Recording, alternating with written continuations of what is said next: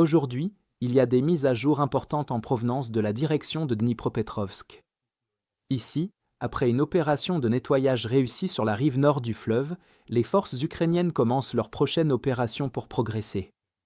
Bien que les Russes aient anticipé un tel mouvement, le commandement ukrainien mène l'assaut en utilisant des marines et des chars pour pénétrer plus profondément le flanc russe. L'objectif principal de l'Ukraine dans ce secteur est d'avancer dans la zone tenue par les Russes et de créer une menace crédible sur le flanc de l'offensive russe dirigée vers Novopavivka. Les Ukrainiens doivent intensifier la pression dans ce secteur afin d'éroder davantage l'effort russe, précisément au moment où l'assaut russe s'est enlisé et où les unités ukrainiennes ont la possibilité de renverser la situation. Ce faisant, le commandement ukrainien cherche non seulement à interrompre le rythme de l'avancée russe, mais aussi à forcer les commandants russes à réaffecter du personnel et des ressources pour sécuriser leurs flancs vulnérables, sapant ainsi leur posture opérationnelle globale. Novopavlivka revêt une importance stratégique car la localité est située sur les deux rives du fleuve. Si les forces russes s'emparent ne serait-ce que d'un côté, la rive opposée deviendra beaucoup plus difficile à défendre pour l'Ukraine, comme dans la situation à Ivanivka, tout terrain conquis pourrait offrir à la Russie un point de passage amélioré pour de futures opérations offensives. L'avantage principal de l'Ukraine est qu'elle contrôle désormais totalement Ivanivka, ce qui facilite la création d'une base de départ pour de futures opérations.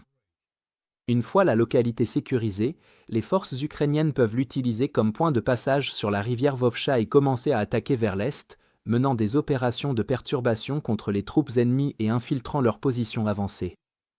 De mauvaises conditions météorologiques, comme le brouillard, pourraient également les aider à passer derrière les lignes ennemies, car les drones de reconnaissance russes ne pourraient pas les repérer. Si l'on regarde la carte topographique, on peut voir que les positions ukrainiennes sur les hauteurs peuvent aussi servir à soutenir de futures opérations de contre-offensive ukrainiennes, offrant d'excellentes positions pour les mortiers et des points de départ pour les drones. Cependant, Ivanivka se trouve au même niveau que les positions russes à l'est de la rivière, ce qui signifie que les forces ukrainiennes devront attaquer sur un terrain plat, même si elles bénéficient d'un appui-feu depuis l'élévation derrière le village. Après avoir été repoussée derrière la rivière, la Russie a désormais l'avantage d'utiliser la rivière comme barrière défensive naturelle, protégeant ses forces contre d'éventuelles contre-attaques ukrainiennes en compliquant la capacité de l'Ukraine à soutenir de manière fiable ses troupes en progression. Des images géolocalisées montrent comment les chars ukrainiens Léopard 1 à 5 affaiblissent les fortifications russes en tirant directement leurs canons dessus pour détruire le personnel ennemi et les clouer sur place pendant que les marines ukrainiens arrivent.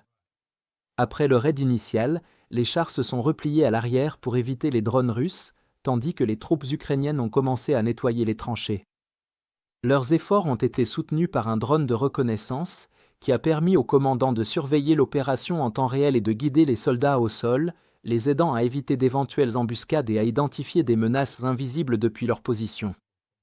Les soldats ont manœuvré prudemment car le toit de la fortification s'était partiellement effondré sous la puissance de feu des chars. Lorsque les forces ukrainiennes sont descendues dans les tunnels, elles ont procédé à un ratissage systématique. À la suite de l'opération ukrainienne, 5 soldats russes ont été éliminés et 10 autres se sont rendus, réalisant que personne ne viendrait les aider et qu'ils étaient encerclés.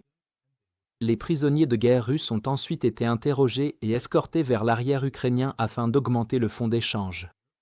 Globalement, les efforts de contre-offensive ukrainiens semblent s'appuyer sur l'élan généré par la libération d'Ivanivka, exerçant une pression continue sur le flanc russe exposé et compliquant les tentatives russes de progresser vers Novopavivka.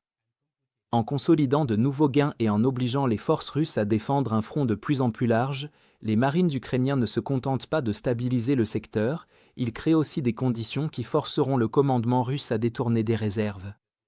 À mesure que la situation évolue, les actions ukrainiennes ultérieures seront influencées par la capacité de la Russie à renforcer et à maintenir la cohésion. Si la réaction russe reste lente, la posture actuelle des Ukrainiens pourrait ouvrir des opportunités pour une exploitation tactique plus poussée et de nouvelles avancées dans ce secteur. Si vous souhaitez explorer d'autres développements clés d'aujourd'hui que nous n'avons pas pu couvrir dans cette vidéo, assurez-vous de visiter notre carte interactive d'actualité. La carte de base est entièrement gratuite, donc même avec un abonnement gratuit, vous pouvez suivre les mises à jour du front quotidiennement et prévisualiser les dernières nouvelles et les images de combat. Plus important encore, la carte vous permet de voir exactement où se déroulent les événements les plus significatifs, vous donnant un aperçu complet de la situation mondiale en seulement 5 minutes par jour. Le lien vers notre carte interactive se trouve dans la description ci-dessous. Merci d'avoir regardé cette mise à jour, et un merci spécial à tous ceux qui suivent déjà notre carte interactive.